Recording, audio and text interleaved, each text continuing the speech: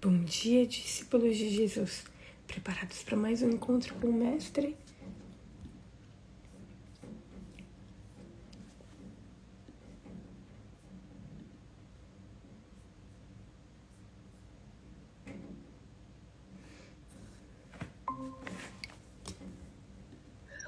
Bom dia, discípulos. Preparados para mais um encontro com o Mestre? Quem vai orar para nós, para darmos início, prosseguimento ao nosso estudo sobre a vida de Jesus?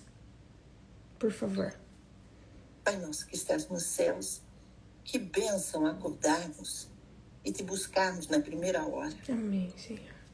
E possamos voltar a nossa mente e que o Espírito Santo se faça agora e que use a Dai de uma maneira grandiosa e que todos nós, ouvintes, possamos sentir a diferença de estarmos ao teu lado, Senhor. Amém, Pai.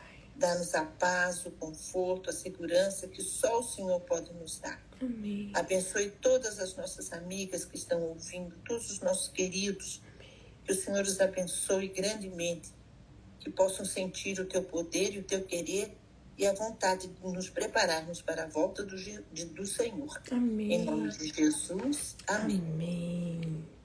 Ontem nós estudamos sobre a ceia do Senhor e vimos que Jesus explicou os emblemas para os discípulos, onde o pão representava o corpo de Cristo e o vinho, o sangue da nova aliança que Jesus estava fazendo com todos aqueles que aceitassem o seu sacrifício expiatório.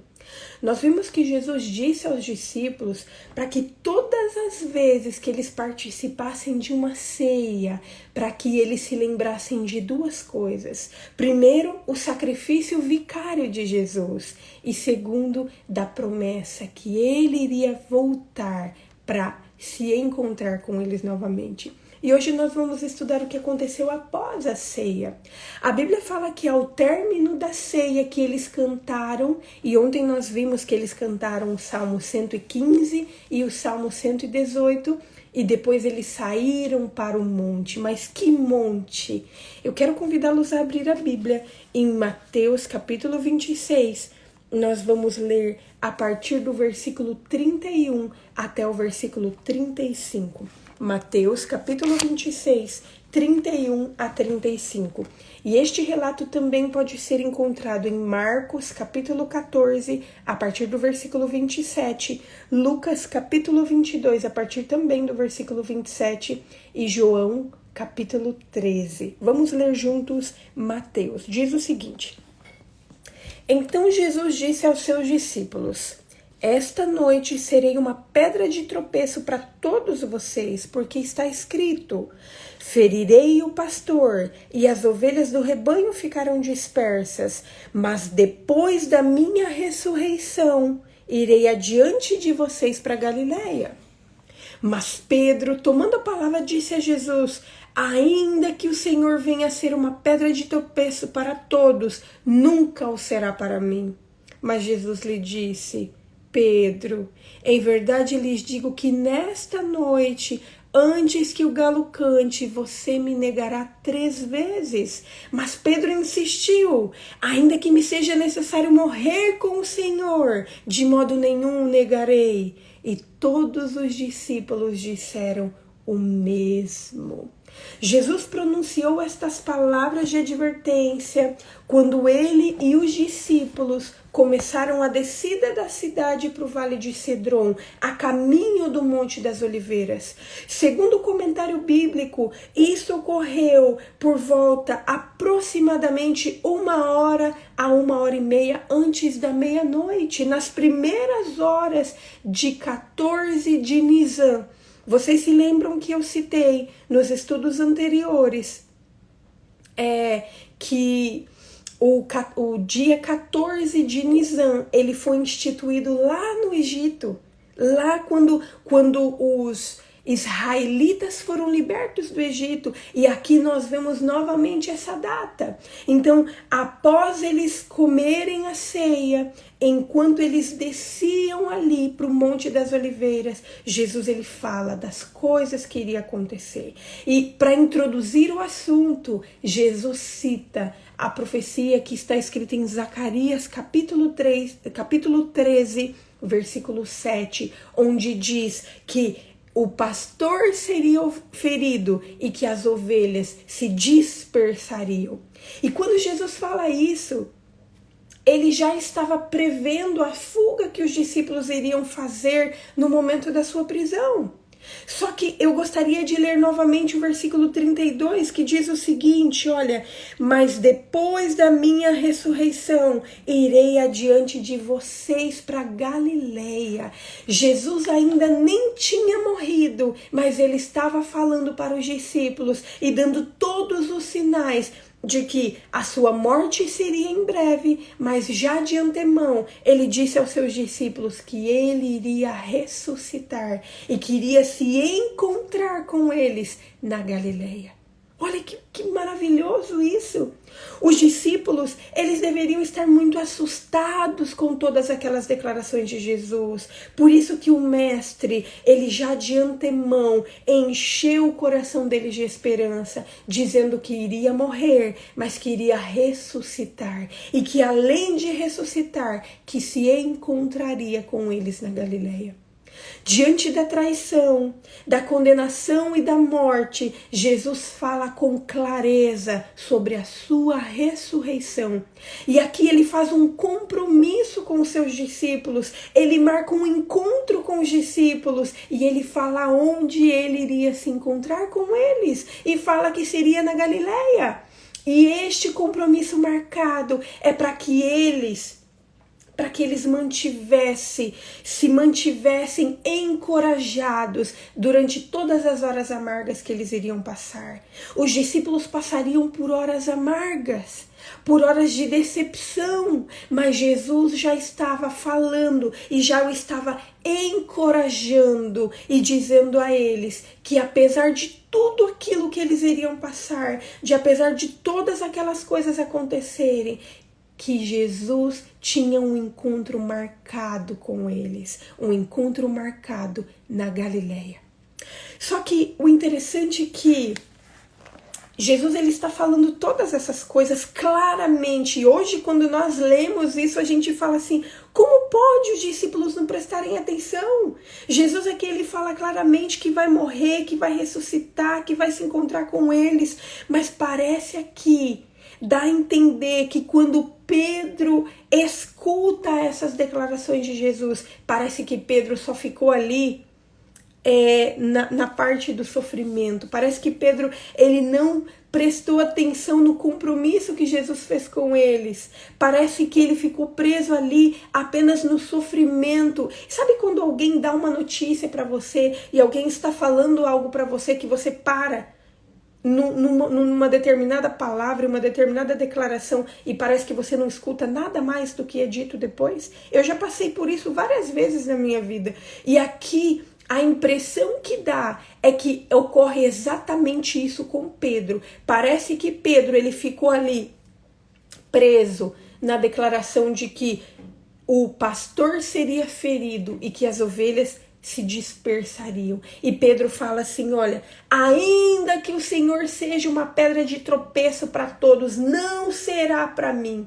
Por muitas vezes Pedro ele foi o porta-voz dos discípulos, mas aqui nesta declaração dá a entender que Pedro está falando por si próprio, está falando em seu nome, e aqui ele se coloca de forma superior aos demais. Ele fala assim, ainda que todos esses venham te abandonar, ainda que todos esses, que o Senhor venha ser uma pedra de tropeço para todos esses, para mim não vai ser, para mim não vai ser. E então Jesus ele faz uma dura previsão a Pedro. E eu quero ler com vocês o versículo 34. E Jesus fala assim, em verdade lhes digo que nesta noite, antes que o galo cante, você me negará 3 vezes. No relato de Marcos, nós podemos ler que Marcos ele declara: antes que o galo cante 2 vezes, você me negará 3 vezes. Aqui, Jesus já estava falando, ele já estava dizendo que Pedro iria negar. Apesar de toda essa euforia, apesar de toda essa declaração de coragem que Pedro estava falando aqui, Jesus já estava falando: Pedro, você vai me negar. E não vai me negar uma vez só, não. Você vai me negar 3 vezes antes que o galo cante. O cantar do galo era uma designação, e até hoje, enquanto eu estava estudando aqui, em algum lugar tinha um galo cantando, e eu falei: nossa, olha, Deus está me dando o privilégio de presenciar isso do que Jesus estava falando. E o cantar do galo era uma designação de que amanhã estava se iniciando.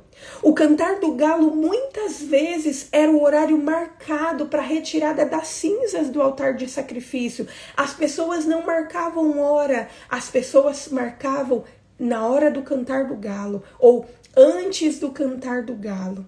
Mas Jesus ele declara que antes que o galo cantasse 2 vezes, ou seja, antes de amanhecer naquele dia, que seria um dia triste, que Pedro iria negá-lo por 3 vezes. 3 vezes. E o relato diz que Pedro não se contentou com essa declaração de Jesus. Que Pedro, ele disse: não, Jesus ele está falando bobeira, não é possível. E Pedro ele faz outra declaração ainda mais veemente, assim, mais forte. Olha o que está escrito no versículo 35, e ele fala assim: olha, ainda que me seja necessário morrer com o Senhor, de modo nenhum eu o negarei. Pedro tinha excelentes intenções, mas Pedro não sabia o que ele estava falando. E o relato fala que os discípulos disseram o mesmo. E isso deixa claro que, apesar de todos os ensinamentos que Jesus estava dando para aqueles discípulos, que aqueles discípulos eles sabiam muito pouco sobre as circunstâncias que eles iriam enfrentar. E eles não faziam ideia de que as circunstâncias seriam difíceis e que elas o levariam a abandonar Jesus e fugir, tentando salvar a sua própria vida.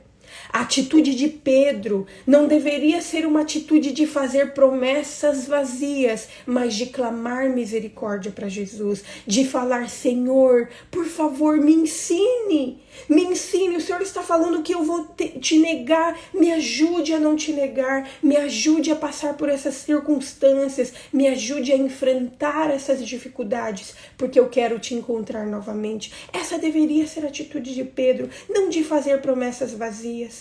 E queridos, o relato de hoje, ele precisa nos levar a refletir sobre as nossas atitudes diante de todos os ensinamentos de Jesus. Jesus já nos ensinou que nós vamos passar por grandes tribulações antes da sua volta. Ele disse que muitos serão enganados por falsos ensinos e que muitos vão abandonar o caminho por conta das dificuldades. E muitas vezes nós temos feito como Pedro. Muitas vezes nós temos declarado palavras vazias. Muitas vezes a gente tem falado: Senhor, ainda que isso aconteça, ainda que aquilo aconteça, eu não vou te abandonar. Quantas vezes nós temos prometido que vamos permanecer ao lado de Jesus, que se possível for, nós vamos morrer por causa dele, mas na primeira dificuldade que ocorre, nós corremos e nos escondemos. Não importa se nós temos boas intenções, se nós fazemos lindas promessas, se nós declaramos que vamos fazer isso ou aquilo, o que vai fazer a diferença na nossa vida são as nossas atitudes, não as nossas palavras. Hoje vemos tantos cristãos declarando que farão isso, que farão aquilo, mas como nós vemos no estudo de hoje, se as nossas palavras não forem seguidas de ações, de nada valerão, de nada valerão. Jesus está nos ensinando que passaremos por dificuldades, que muitos tentarão nos enganar, mas que Ele vai voltar para se encontrar conosco, e as nossas palavras não devem ser palavras vazias. mas devem ser um clamor por misericórdia, para que Deus nos dê força para enfrentarmos tudo o que for preciso para encontrá-lo em seu retorno. Essa é a minha oração hoje e eu espero que seja a sua também. Vamos orar? Querido Deus, nós te louvamos, Senhor, pela tua palavra. Nós te louvamos, Senhor, porque o Senhor nos deixou a Bíblia com tantos ensinamentos, com tantos testemunhos para nós estudarmos, para nós compreendermos e para nós colocarmos em prática. Senhor, hoje vimos Pedro. O Senhor estava dando tantos ensinamentos para Pedro, mas ele estava simplesmente ignorando, ele estava ali fazendo promessas vazias, acreditando em si mesmo, Senhor. E nós vimos que todas aquelas promessas vazias, elas não se cumpriram, porque ele não teve forças, porque o Senhor já sabia o que ia acontecer. E, Senhor, nós te pedimos, ó Pai, nos ajude. Nos ajude para que da nossa boca não saiam palavras vazias, mas que da nossa boca, dos nossos lábios, saiam clamores por misericórdia, para que o Senhor nos ajude, Senhor, porque nós sabemos que vamos passar por dificuldades, nós sabemos que vamos passar por tribulações, mas o Senhor já nos prometeu que o Senhor vai voltar para nos encontrar, que nós nos apeguemos a essa promessa, a esse encontro marcado, que nós tenhamos forças para passar por todas as dificuldades, mantendo os olhos no teu retorno, mantendo os olhos na promessa, no encontro que o Senhor já marcou com cada um de nós, ó Pai. Por favor, nos ajude. Nos ajude a não te negar com as nossas atitudes. Nos ajude a não fazermos promessas vazias, mas nos ajude a permanecer ao teu lado, clamando por misericórdia e por auxílio, aconteça o que acontecer.